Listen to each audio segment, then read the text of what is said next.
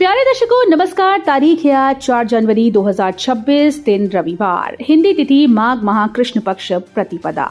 आइए नजर डालते हैं हमारे प्यारे राज्य उत्तराखंड की तमाम बड़ी खबरों पर। वीडियो शुरू करने से पहले कमेंट बॉक्स में जय हिंद लिखकर हमें सपोर्ट करें। तो चलिए शुरू करते हैं। ऋषिकेश बाईपास परियोजना 1161 करोड़ की लागत से बनेगी, जल्द नितिन गडकरी से मिलेंगे मुख्यमंत्री धामी। ऋषिकेश में यातायात जाम की समस्या के समाधान के लिए 1161.27 करोड़ की लागत से ऋषिकेश बाईपास निर्माण की योजना प्रस्तावित है। राष्ट्रीय राजमार्ग 7 के तहत 3 पानी से योगनगरी होते हुए खारा स्रोत तक 12.67 किलोमीटर लंबाई में 4 लेन बाईपास बनाया जाएगा।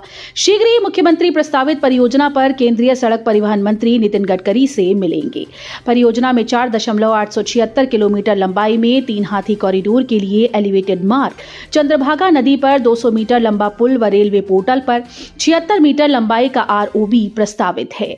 इसके अलावा श्यामपुर रेलवे क्रॉसिंग पर 318 करोड़ की लागत से 76 मीटर लंबाई का आरओबी प्रस्तावित किया गया है।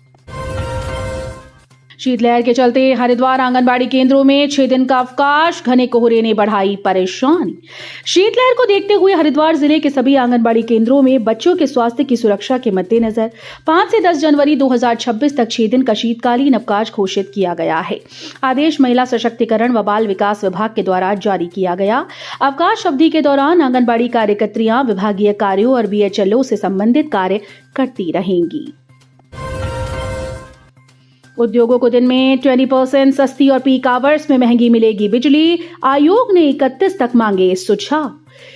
सौर ऊर्जा को बढ़ावा देने और बिजली की सबसे अधिक खपत करने वाले उद्योगों व वाणिज्यिक केंद्रों के लिए उत्तराखंड विद्युत नियामक आयोग time of day TOD tariff का कॉन्सेप्ट लेकर आया है। इसका मसौदा जारी करते हुए आयोग ने 31 जनवरी तक इस पर सुझाव मांगे। इससे उद्योगों, वाणिज्यिक उपभोक्ताओं को दिन में सस्ती और पीक आवर में महंगी बिजली मिलेगी। उत्तराखंड में बिजली की दरें अब दिन के समय के अनुसार तय की जा सकती हैं। नियामक आयोग केंद्र सरकार के विद्युत संशोधन नियम 2023 के तहत ये बदलाव करने जा रहा है, जिसमें दिन के 8 घंटे को सोलर आवर्स घोषित कर उस दौरान बिजली दरें कम रखने का प्रावधान है। गंगोत्री धाम में जम गए नदी नाले, बर्फ नहीं गिरने से सेब बागवान और काश्तकार निराश। गंगोत्री धाम में अभी तक बर्फबारी नहीं हुई, इसके बावजूद 12 माह पानी से सदाबहार रहने वाली छोटी बड़ी नदियां पूरी तरह से जम चुकी हैं। उन्होंने पाले की मोटी परतों का रूप ले लिया है। दूसरी ओर बर्फ न गिरने के कारण सेब बागवान और अन्य काश्तकार निराश नजर आ रहे हैं। गंगोत्री में इन दिनों तापमान -0 डिग्री से लेकर -11 से 12 डिग्री सेल्सियस जा रहा है। इसके बावजूद वहां पर इन दिनों करीब 25 साधु साधनारत हैं। एयरपोर्ट पर 4.46 करोड़ से बनेगा विश्राम गृह। सीएम ने विभिन्न विकास योजनाओं को दी मंजूरी। मुख्यमंत्री पुष्कर सिंह धामी ने विभिन्न विकास योजनाओं के लिए 88.84 करोड़ की मंजूरी दी। देहरादून एयरपोर्ट में 4.46 करोड़ रुपए की लागत से विश्राम गृह का निर्माण किया जाएगा।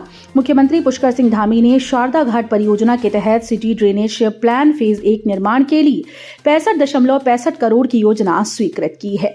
विभिन्न जनपदों के माध्यम से प्राप्त प्रस्ताव के अनुसार 30 से 70% तक क्षतिग्रस्त 225 पटवारी चौकियों व 70% से अधिक क्षतिग्रस्त 37 पटवारी चौकियों के पुनर्निर्माण के लिए आपदा मोचन निधि से 15 करोड़ की मंजूरी दी गई। कैबिनेट मंत्री रेखा आर्य के पति के बयान पर महिलाओं का फूटा गुस्सा, कांग्रेसियों ने फूका पुतला। अल्मोड़ा जिले के सोमेश्वर विधायक और कैबिनेट मंत्री रेखा आर्य के पति गिरधारी लाल साहू के बयान पर विवाद के बाद कांग्रेस कार्यकर्ताओं नगर के चौघान पाटा में कैबिनेट मंत्री रेखा और उनके पति का पुतला फूका। उन्होंने नारे लगाकर विरोध जताया। इस मौके पर कांग्रेस कार्यकर्ताओं ने कहा कि गिरधारी लाल साहू ने अपने बयान में बिहार से लड़कियां लाकर उनका विवाह सोमेश्वर के युवाओं के साथ कराने की बात कही, जो कि शर्मनाक है।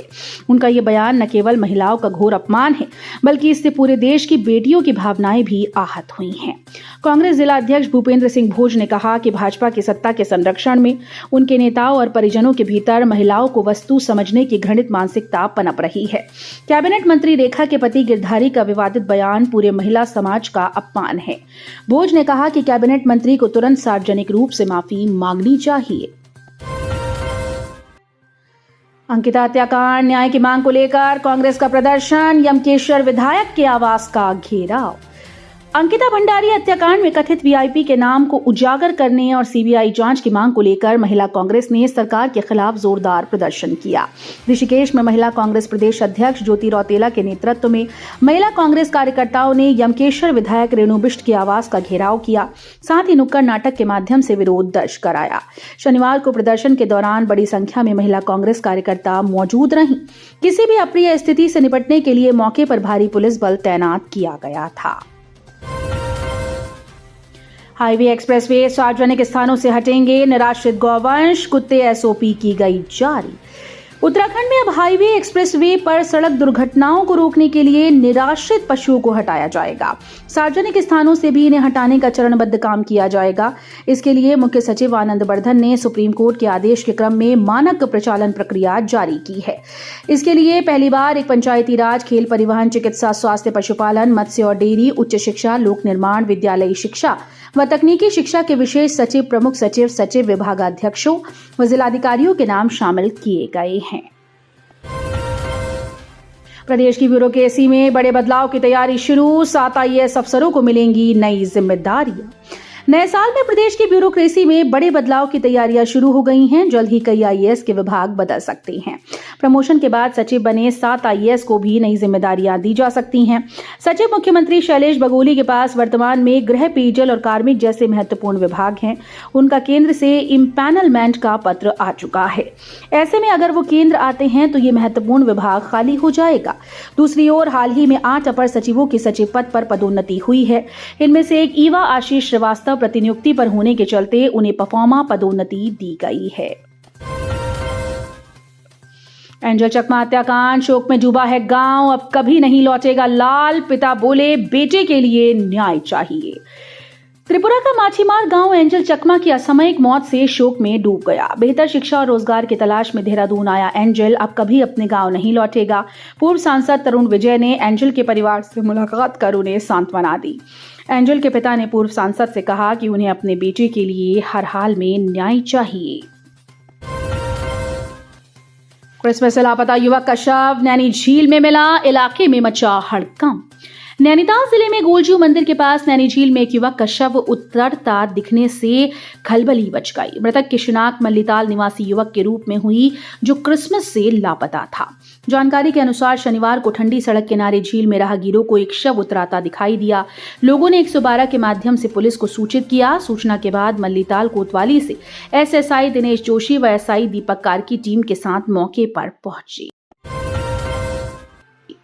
नहीं थम रहा बाघ के हमलों का दौर, काबिट पार्क में घसीट ले गया, महिला का शव बरामद, मची दहशत। उत्तराखंड में काबिट टाइगर रिजर्व के अंतर्गत ढेला रेंज के सांवलदे गांव में बाघ के हमले से क्षेत्र में दहशत का माहौल है। काबिट टाइगर रिजर्व से सटे रामनगर क्षेत्र के इस गांव में उस वक्त हड़कंप मच गया जब 60 वर्षीय महिला पर बाघ ने हमला कर उसे जंगल के भीतर घसीट ले गया। इस दर्दनाक घटना में महिला की मौत हो गई। अनियंत्रित होकर कार डिवाइडर से टकराई, युवक थे सवार, मची अफरा तफरी। उत्तराखंड के रामनगर के कोसी बैराज पर स्टंट दिखा रहे युवकों की एक कार अनियंत्रित होकर डिवाइडर से टकरा गई। टक्कर इतनी जबरदस्त थी कि कार डिवाइडर पर फंस गई और आधी सड़क की ओर, जबकि आधी कोसी नदी के ऊपर हवा में झूलती नजर आई।